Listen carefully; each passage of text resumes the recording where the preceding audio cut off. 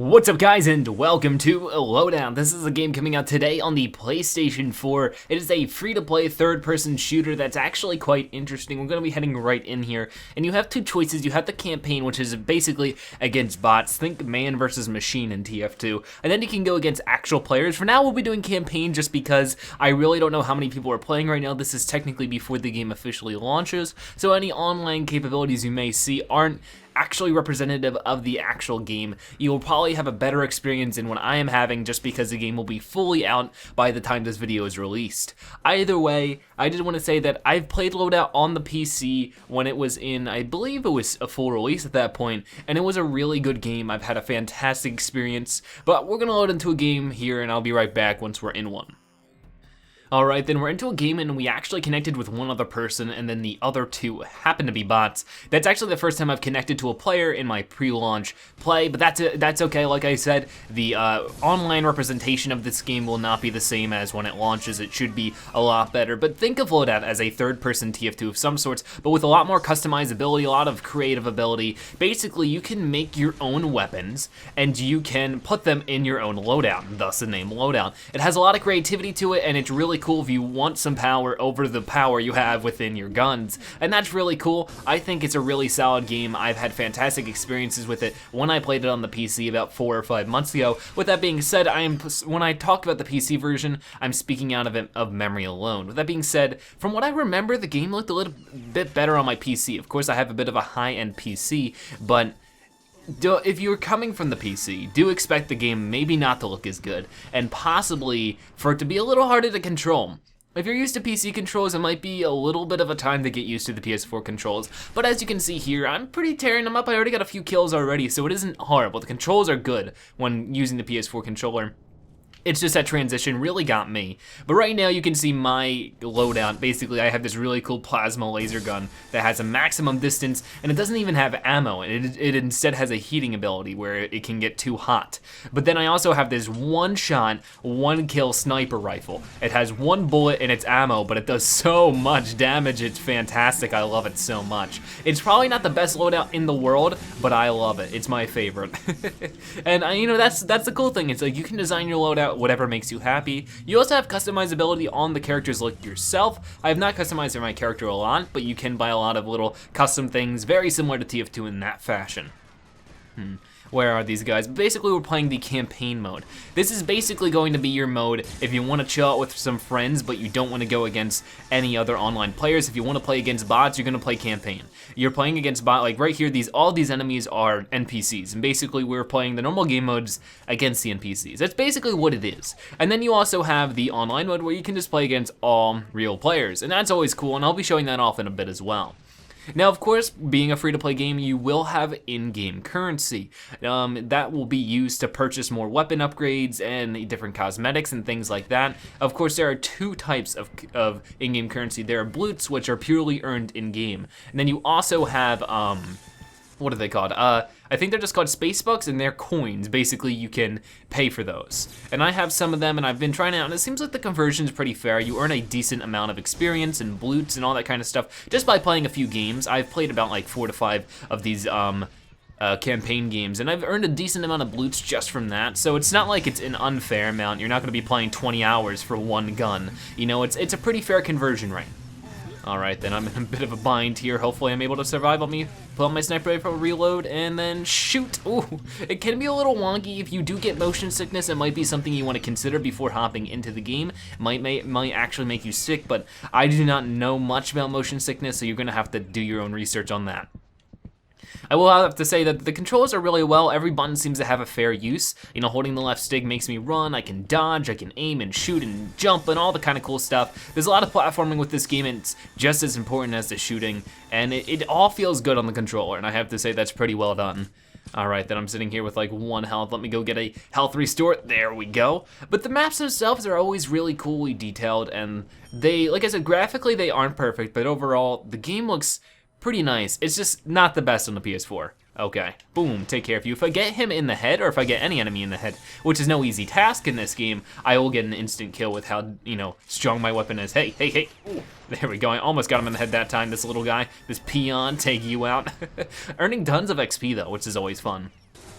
but I'm sure you get the idea of this game mode so far. And I just have to say that this is a pure fun game. I can't wait for more people to be playing this one, because this is going to probably be my go-to game to play with friends on the PS4 for a good while. Just to have a free-to-play game like this is always so much fun. Blacklight Retribution was a good one. I believe that's what it was called. It was an FPS, or at least earlier in the PS4's life cycle, and that was a really, really awesome one, but I think this is obviously going to replace it personally, and it's just a great experience so far.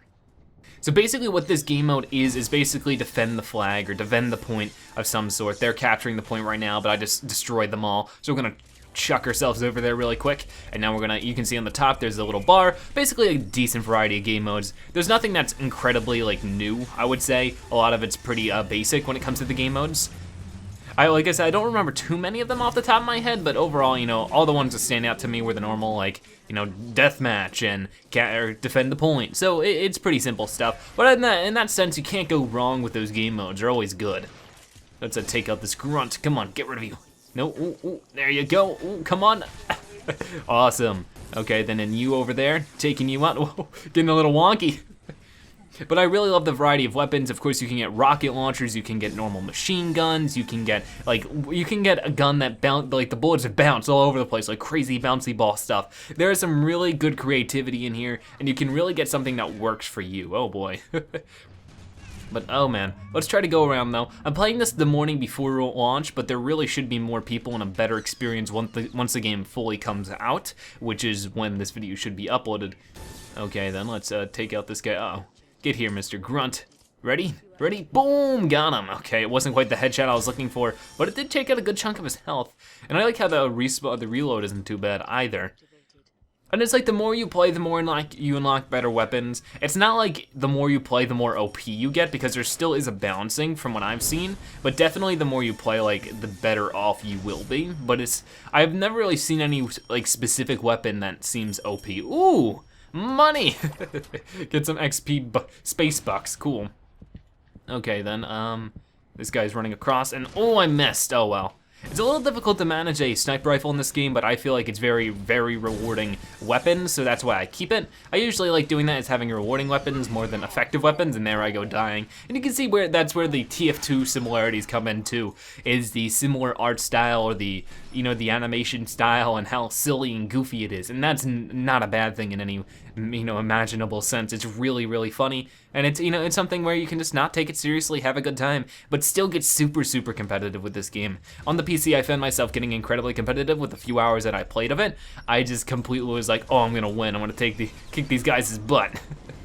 And this guy right here, he shoots mines. You can see this guy is just covered in mines.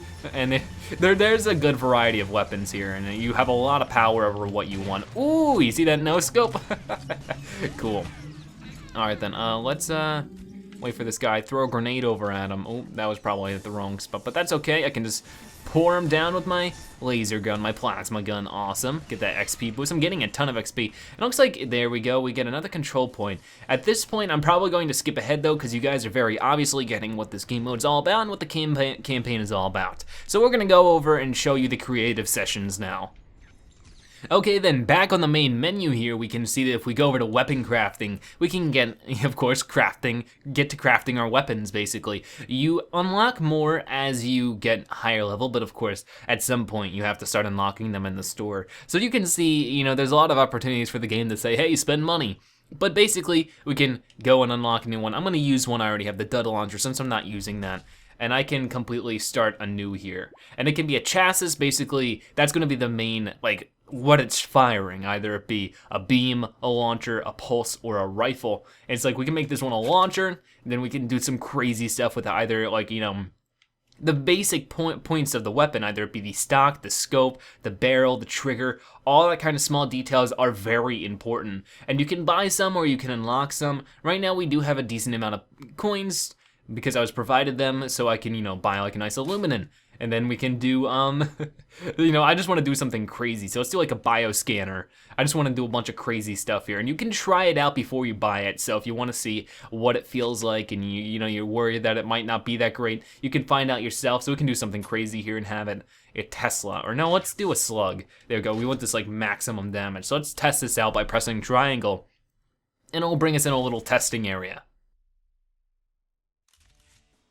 Okay, then, and you can see all the graphics are sort of loading, and that's an issue that pops up from time to time. But here we go, whoa. And then boom, goodbye. And we got some major damage with this one. And this one you can see it's this one shot. But you know, you get cool little stuff like this and you get to try it out and really get a taste for it if you like this weapon, if you want to actually put out the money for it. And it's always nice that you get the opportunity to test it. It's like, goodbye, you two. Oh no, come on. No, I got it, ready? Boom, got him.